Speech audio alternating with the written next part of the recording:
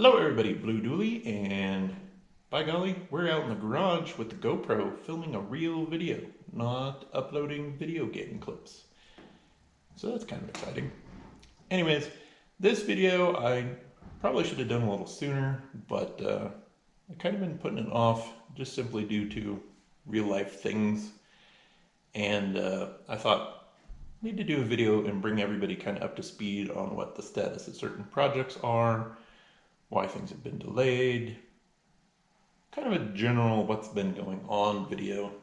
And we got the snowplow. I got some parts for it finally. Lights came in. I'll show that here in a minute. And the house, specifically the roof, is the reason why so many things got put on hold. Earlier in the year, we had someone who did an inspection, and the trusses were sweating all of the sap out because the roof wasn't properly vented when the house was built in '98. So our trusses were getting close to being if we delayed too much longer, we'd have to replace all the trusses in the roof as well.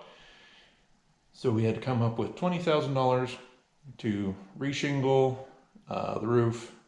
It also needed new underlying paper, and then they put in a Boston cap on the whole roof so it has proper ventilation from one end of the house to the other and all over the garage.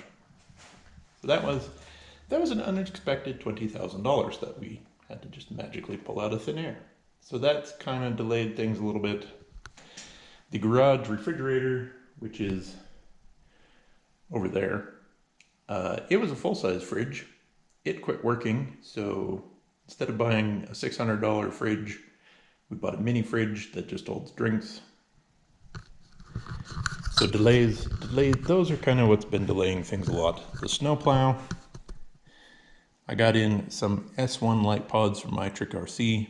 I put a yellow LED in them, as I just like the yellow color more than I like an amber light, personally.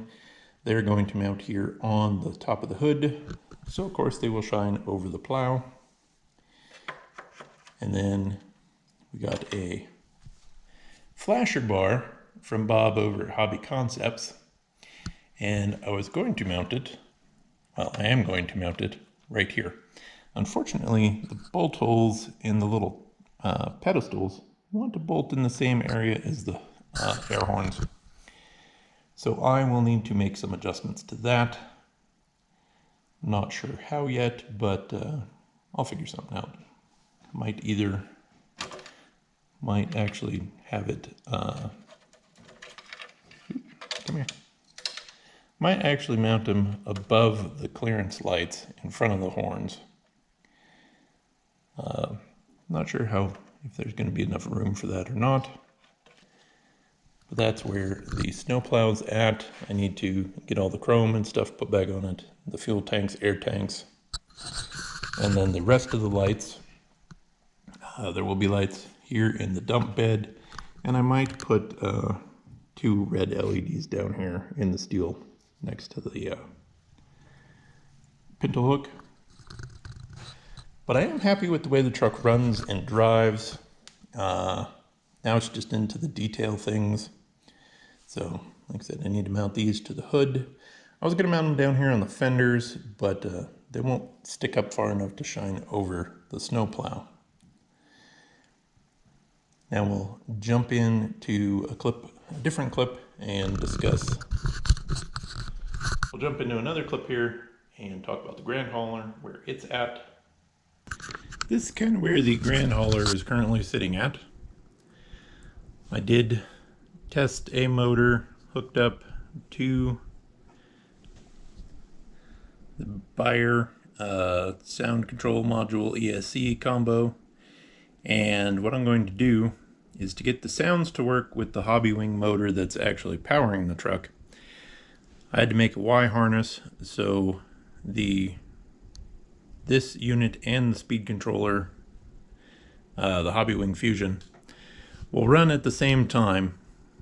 And I don't know if I'm using a motor to power the trailer or if I'll use a servo or something else, but this will allow me to run basically 2 motors at the same time. I need to take the transmission out of the truck as I'm going to remove third gear from it. So when you shift, I don't know if I'm going to take the gears out or if I'm just going to see if I can adjust it so when it's in third gear, it's not in any gear, essentially neutral. So this will free spin when whatever I use to unload the trailer with will be running, and then I'll still get sounds. So it'll sound like the truck's actually picking up some RPM to run a PTO, like a wet kit. And then probably to save on battery, I'll just unplug the trailer from somewhere up here in the chassis. I'll put like a Dean's plug in, so I can just plug the trailer in when I want to run it, unplug it when I don't want to run it. That way I'm not actually powering two motors all the time, just when I'm unloading the trailer. I have a new servo to replace this little Savox servo, because of course Savox servos got to chatter all the time, whether they're doing anything or not. But the lift axle, I'm still pretty happy with the lift axle, so I think I just need to figure out a way to get a spring in there to kind of hold it down, and that'll be good to go. Of course, the wiring underneath the cab is just a titanic mess. I'm not even going to sugarcoat it. It's not pretty, but it works. The other thing that I need to do to the truck is this corner of the bumper. I'm going to have to cut the bumper, pull this corner out just ever so slightly, re-weld and grind it, and then paint it. And then the bumper will be done. I'm not sure if on the body, as you can kind of see where the paint's chipped a little bit on the bottom, I'm not sure if I'm going to sand the body a little bit to clear, or I might actually just get some washers and space these plates up a little bit so the cab sits a little higher, and that'll clear the bumper, as the bumper needed to be down just a smidgen from where it's at. But as you can see, it's a little too close to the tire here, unlike over on this side. So that's where the Grand Hauler is currently sitting at. The CXT is drivable, but I'd like to make some changes to it as well. Namely, I'd like to upgrade one of the transmissions and switch the axles out to something that'll handle a lot more power. So some other things we've had to spend some money on that's kind of put other projects on the side is we still have a lot of fence repair to do around pretty much the whole house. All three sections of fence need to be redone because they didn't do it right in the first place, so now it's on us to do it correctly. And we got most of the lumber for that, but we need to get a whole bunch more 4x4 posts, so that will not be cheap. And then the truck, I would like to do a follow-up video on the transmission swap. I haven't because I'm not 100% sure why the truck is running the way it should. I don't know if throughout the years I've just ran it low enough on fuel that fuel pressure from the lift pump drops enough so the injection pump is damaged, or if it's just old enough that it needs work anyways. And then I also need to see if I can get a hold of some people to adjust the timing and how the timing might be affected by the thicker head gasket. Now, since I had to have the head machined, the machine shop told me to use a 0.02 thicker gasket, and I don't know if maybe that's put the injection pump timing outside optimum for the fuel injectors I'm running. I set it at 18 degrees, and the Dynamite Diesel Performance injectors they recommend running 18 to 22 degrees. So I don't know if maybe that pushed it out so it's a little above 22 degrees, or if it's still within the range. So I need to email them and ask them a few questions about that, because the truck should be running just about smoke free, because I put brand new injectors in it last winter because one or two of them decided to fail after the transmission swap, so it was just blowing smoke constantly, even at idle. It doesn't do that anymore, but fuel economy wise, it's pretty much right where I expect and where it used to run. It's just the smoke level at full throttle and the exhaust temps are a little outside what they were previous to all the work. So I need to email a few people, ask some questions, because the camshaft should have actually helped lower the exhaust temps because it's allowing the turbo to spool faster and the engine to breathe better. So if you have any ideas for me to check, leave them in the comments below.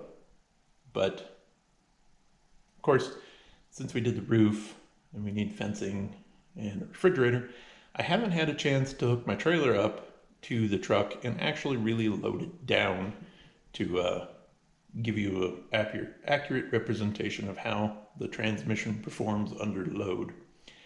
We did do a short little drive from the house over to the transfer station and had nearly 3,000 pounds of concrete in the back of that damn truck. Transmission actually, even with the engine not running 100% right, the truck had no problems accelerating or doing any of the things it needs to do, changing gears. Because you actually pull out of our neighborhood and go right up to 45 miles an hour, and the truck accelerated really great with a pretty heavy load in the bed. So again, I'm not sure if it's right, or maybe it just needs a little fine tuning, or it's all in my head. I'm not really sure. But that's kind of where all the projects are. And for the video game stuff, I switched to streaming on Twitch, and that's been I had a few people make comments, and I was like, oh cool, somebody's actually watching, and you know, we're gonna get some interaction. No, they wanted to sell me stuff. So with the exception of one conversation, most of my Twitch conversations have been people trying to sell me things. I don't want to pay money to grow my channel. Sorry, I'm not paying you money to grow my channel. I'd like to do it naturally or just fail. I don't want to spend money to succeed on false promises. That's kind of me. So I think I am going to stream a little on Twitch and a little on YouTube. Again, the Armored Core didn't do super great on YouTube because it's kind of outside vehicles, but they're big stompy mechs and I couldn't resist. So most of my streaming on YouTube will primarily probably be American Truck Simulator. So with that, we're also within 5 people of hitting 500 subscribers. So if you're new to the channel, you could be one of them 5 people to get me to 500. That'd be cool. And yeah, stick around because there will be more RC content.